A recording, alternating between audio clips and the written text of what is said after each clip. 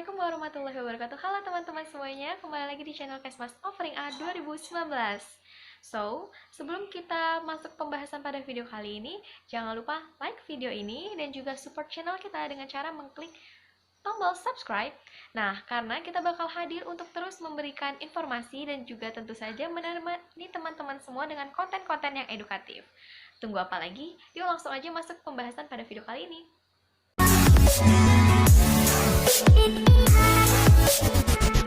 Nah, teman-teman, diketahui pada suatu studi kasus, seorang anak mengalami keluhan berupa demam, batuk, pilek, sakit tenggorokan, dan juga ditemukannya selaput abu-abu pada daerah amandelnya.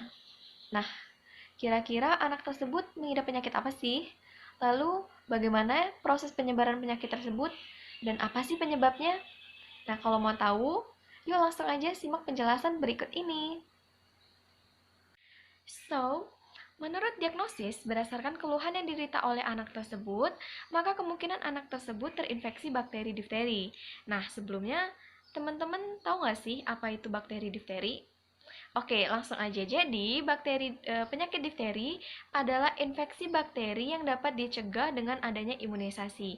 Nah, biasanya mencerang infeksi saluran respiratorik atas atau nasofaring yang menyebabkan selaput berwarna keabu-abuan dan juga apabila mengenai laring atau trakea dapat menyebabkan bunyi ngorok atau stridor dan juga penyumbatan. Nah, sekret hidung biasanya ditandai dengan berwarna kemerahan. Kemudian, toksin difteri dapat menyebabkan paralisis otot dan juga miokarditis, yang tentu saja berhubungan dengan tingginya angka kematian.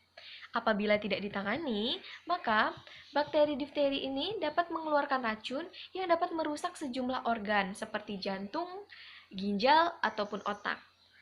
Difteri tergolong penyakit menular berbahaya dan juga berpotensi mengancam jiwa. Namun tenang saja teman-teman, meskipun tergolong penyakit berbahaya, ternyata penyakit difteri ini dapat dicegah melalui adanya imunisasi.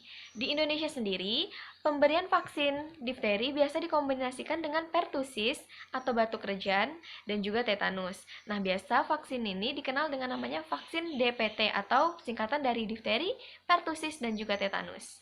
Seseorang bisa atau dapat tertular difteri dengan cara tidak sengaja apabila menghirup atau menelan percikan air liur yang dikeluarkan penderita saat batuk atau bersin. Nah, biasanya penularan ini juga dapat terjadi melalui benda yang sudah terkontaminasi air liur penderita, seperti contohnya penggunaan gelas ataupun sendok secara bersamaan.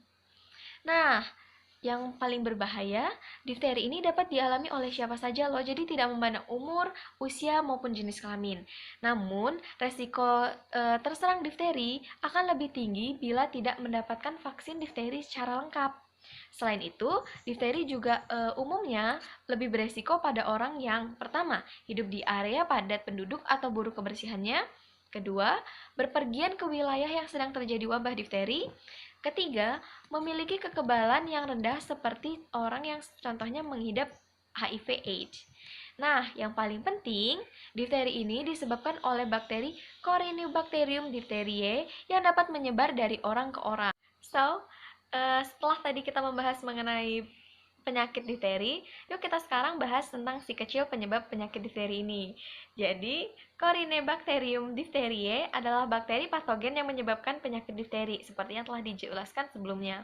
Jadi, bakteri ini dikenal juga sebagai Bacillus Klaephofer karena ditemukan pada tahun 1884 oleh bakteriolog Jerman yaitu Edwin Klebs dan juga Friedrich Lofer.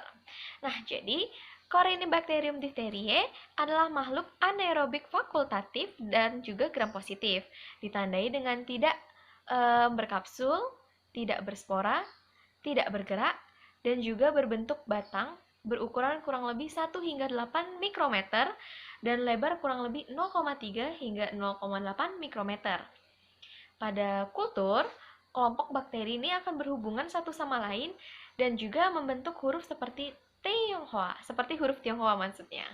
Nah, selanjutnya, nih banyak strain Corynebacterium diphtheriae yang memproduksi racun difteri loh.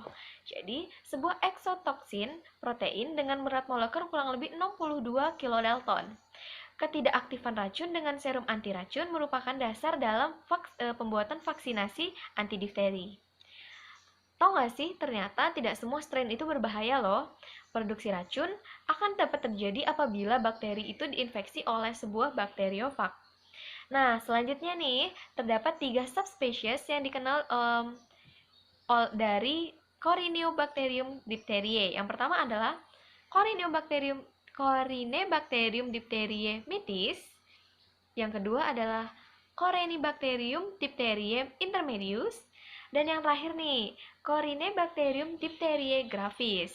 Nah, jadi perbedaan ketiganya ini terdapat pada kemampuan dalam mengelola zat gizi tertentu, dan semuanya dapat menjadi berbahaya atau bahkan dapat menyebabkan difteri tidak berbahaya sama sekali pada manusia. Dan yang terakhir, bakteri ini peka terhadap sebagian besar antibiotik loh, seperti penisilin, kemudian ampicillin,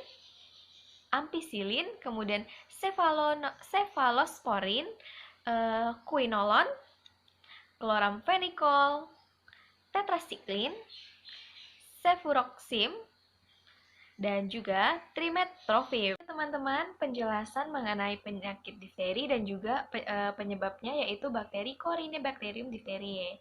Nah, semoga apa yang saya sampaikan itu dapat bermanfaat dan juga berhubung kita sedang dalam wabah pandemi corona, saya ingin mengingatkan kepada teman-teman semua untuk tetap menjalankan anjuran pemerintah yaitu tetap menjaga social distancing dan juga menerapkan PHBS yaitu perilaku hidup bersih dan sehat. Kemudian juga berhubung sekarang kita dalam suasana Ramadan, saya ingin mengucapkan mohon maaf apabila ada kesalahan, baik itu disengaja maupun tidak disengaja, atas segala ucapan maupun perbuatan. Semoga ibadah kita dalam puasa ini dapat diterima dan juga dapat bertemu lagi pada Ramadan selanjutnya. Dan harapannya semoga pandemi ini cepat berlalu. Dan tentu saja berhubung kita sedang berada di penghujung semester 2, untuk teman-teman semuanya, selamat menjalankan ujian akhir sekolah, ujian akhir semester, mohon maaf, dan juga selamat berlibur. Semoga kita dapat kembali lagi berkumpul menjalani perkuliahan seperti pada umumnya, seperti biasa, atau offline, dan bertemu lagi di semester 3. Sampai jumpa!